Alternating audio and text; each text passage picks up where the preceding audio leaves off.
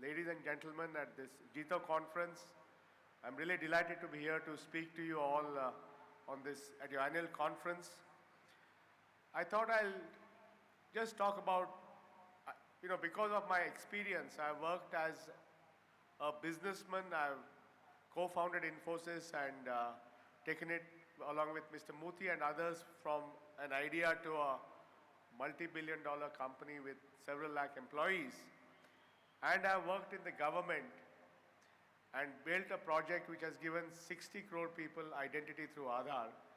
I think I'm one of those individuals who has worked on both sides, who has worked in business and worked in the government. And let me therefore give you my philosophy of how we can make that whole interface much better, especially with Justice Singhvi is also here, so maybe it's a good chance for me to talk about that. My belief is that India needs lots and lots of entrepreneurs. That if we want to maintain our growth, if we want to maintain jobs for everybody, we have to have people who create jobs. Jobs cannot be created only by the government, it has to be created by private companies, individuals, firms, proprietorships. And therefore, job creation requires a very thriving entrepreneurial class and people who create companies, create jobs, create innovations. At the same time, we have to make sure as government that we have a very simple, transparent, rule-based system for people to operate, run companies, and everybody knows what the rules of the game are. And I think that's the real challenge that we face. For example, when we did the Aadhaar project, we said, how do we eliminate interaction between the common man who receives money into his account and having to deal with numerous people in the system to get his money. So the moment you create those kind of interfaces, that leads to corruption and all the other problems. We said, let us use technology to solve this problem. So what we have done in the Aadhaar project is every one of these 60 crore people who have an Aadhaar number can also open an instant bank account using the Aadhaar number. Today, many banks in India allow you to walk into the bank branch with your Aadhaar number and walk out with a bank account. And therefore, we have simplified the whole KYC process by which you can open a bank account. That's an example of how you use technology for simplification of the interface.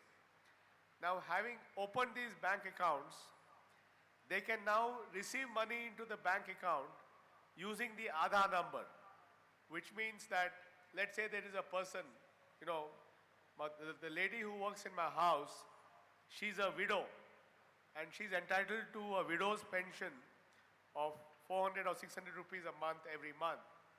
So now using this new system, in the system that gives pensions, that system has to do is say, send 600 rupees to this Aadhaar number. And that automatically that instruction goes to the bank and the money gets credited to her bank account. So the whole way of sending money is automated and there's no human participation. Similarly, on the other side, we are getting the system to have numerous outlets where they can withdraw money. These are called as business correspondents. And so far we have rolled out about 20,000 of these business correspondents. But our suggestion was that there should be more than 1 million of these business correspondents. And these business correspondents have a small device where she can go with her Aadhaar number and claim money from her account. Now that is very important because now the process of money going into the account is automated. The process of withdrawal of money from the account is also automated. And therefore, in the entire supply chain of sending money to people, you are eliminating corruption by making it all streamlined. So this is an example of how you can use technology to really streamline the interface between the citizen and the country. Another project which I was involved with was setting up the back office of the proposed goods and services tax. As you know, the goods and services tax is a very important indirect tax reform which will allow the entire country to be a single common market.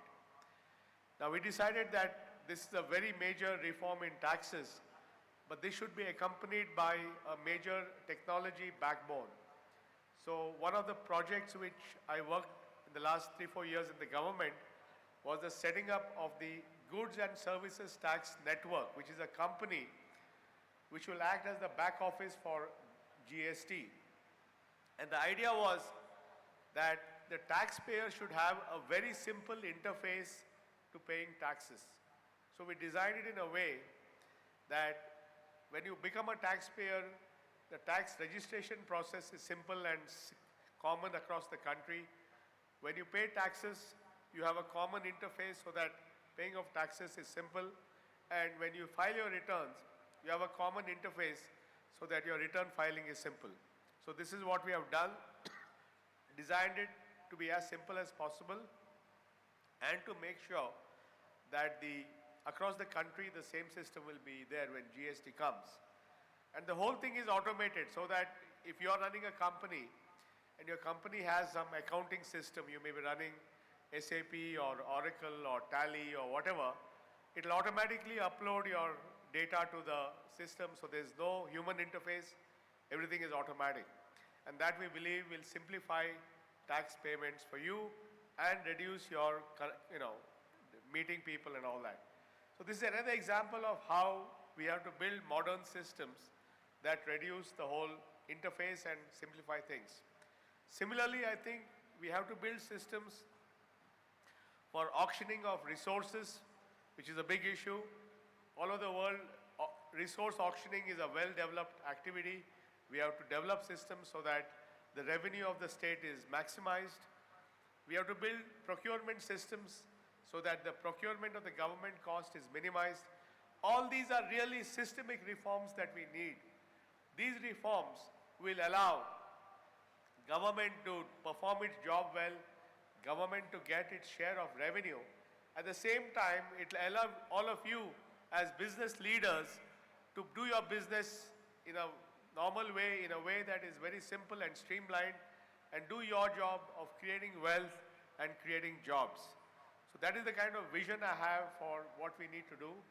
So I do hope that we will be able to do that. I think whatever government comes in the next few months, I think if they can focus on business simplification, rule simplification, allowing business to prosper, I think India will be well equipped to achieve high growth rate and achieve its place in the sun.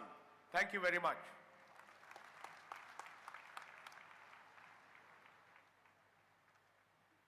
Thanks once again, Mr. Nilekani, to be here. But just